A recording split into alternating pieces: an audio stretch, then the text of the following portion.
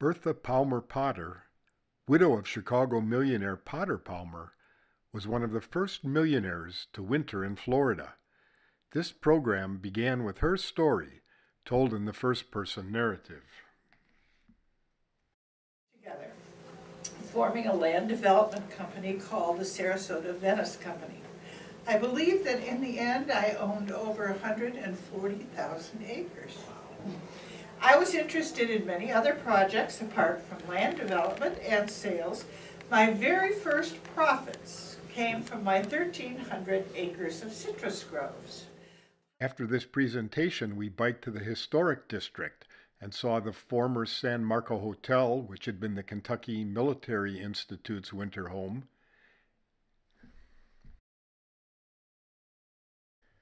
and biked through the Arboretum Park. And then biked on the Venetian Trail past this mural depicting the history of Venice. And then headed over to the Venice Fishing Pier.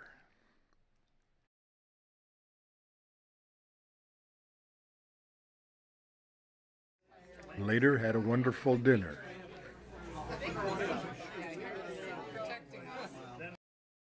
On Tuesday, we biked south on the Legacy Trail to Clyde Butcher's studio. Clyde is called the Ansel Adams of the Everglades and is renowned for his large format black and white photography. Clyde's protege, Paul, explained the highly technical and laborious process used by Clyde to take the photos and then to create the printed copies. Then we biked to the Venice Depot for the history of Venice related by George Miller. Then had lunch at Caspersen Beach, where we saw some of the endangered gopher tortoises.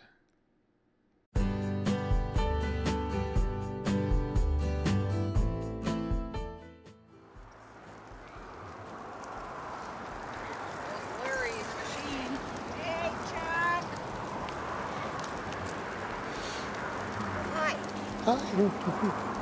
5 o'clock news.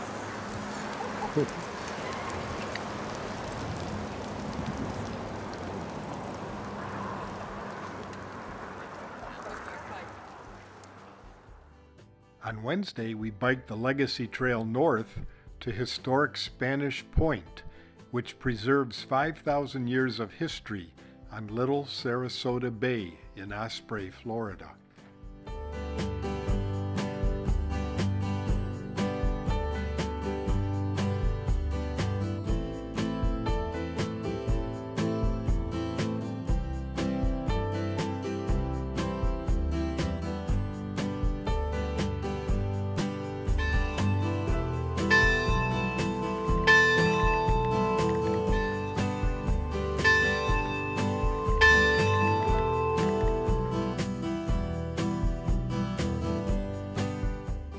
Then we biked back to our hotel by way of Casey Key.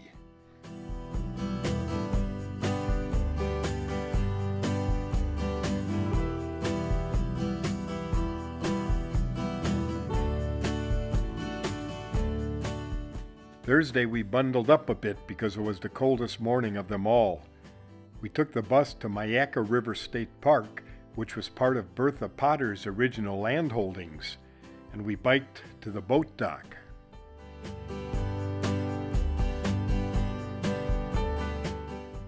This is one of Florida's oldest and largest state parks, and it consists of over 37,000 acres.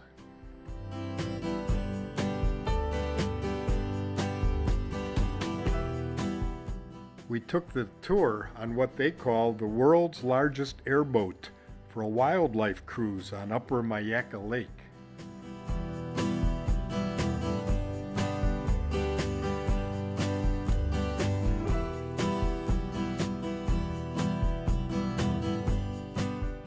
After a picnic lunch, we biked some of their beautiful roads some more, and then walked on their novel suspension bridge and up the observation tower, both of which offer an above-the-treetop view of the park.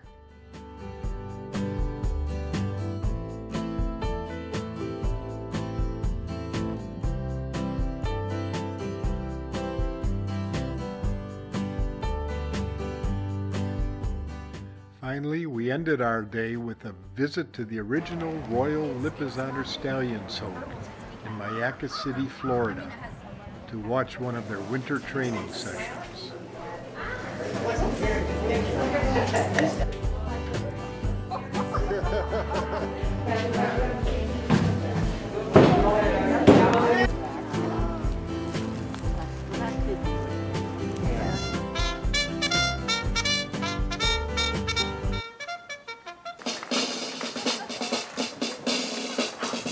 To introduce the head of this historic family and your hostess for today's exhibition, Gabriella Herrmann.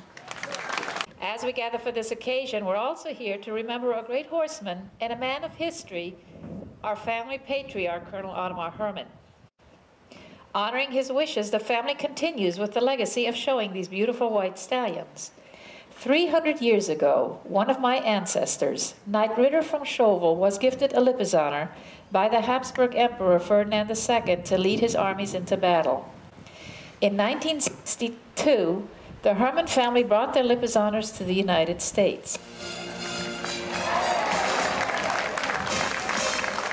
The stallions themselves were the weapons. The officers lifted the stallions into the air, where they would strike out with a lethal kick from behind.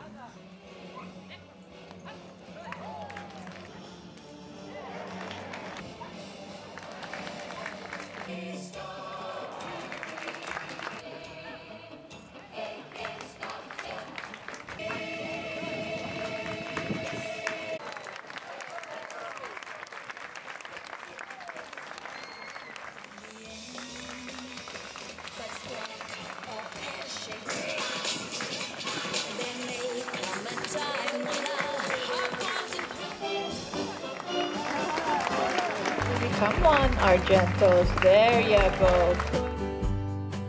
And here is our entire hardy bunch of bikers.